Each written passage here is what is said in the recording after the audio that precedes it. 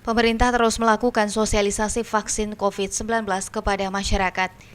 Juru bicara Satgas Penanganan COVID-19, Reza Broto Asmoro, yang disiarkan di kanal YouTube Sekretariat Negara Jumat 20 November mengatakan, masyarakat berangsur-angsur memahami akan pentingnya mendapatkan vaksin untuk mencegah tertular COVID-19.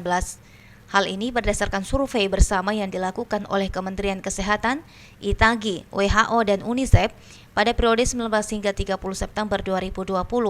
Survei yang dilakukan terhadap 115.000 pada 34 provinsi yang mencakup 508 atau 99% dari total 514 kabupaten kota yang menunjukkan bahwa mayoritas masyarakat Indonesia telah mendengar tentang vaksin dan bersedia menerima untuk divaksinasi COVID-19.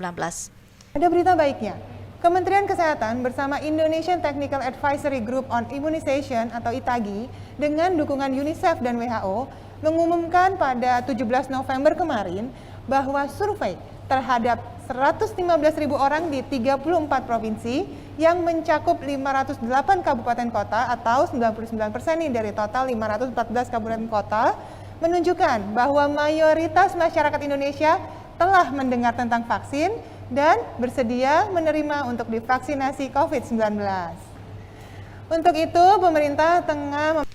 pemerintah saat ini sedang memastikan aspek keamanan dan kehalalan vaksin COVID-19 dengan melakukan uji klinis fase ketiga.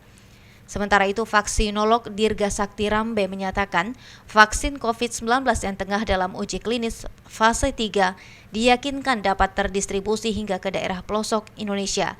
Menurut Dirga, Indonesia sudah berpengalaman dalam mendistribusikan vaksin hingga ke daerah pelosok sekalipun. Vaksin pasti dibawa entah dengan mobil, kapal, atau pesawat, itu pun juga sama.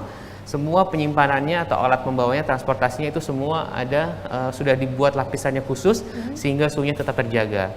Dan vaksin-vaksin yang kita gunakan selama ini misalkan itu ada yang namanya VVM ya. Jadi di kemasannya itu ada semacam label yang kalau dia berubah itu tanda oh ini suhunya udah di luar suhu yang seharusnya, jadi nggak bisa digunakan.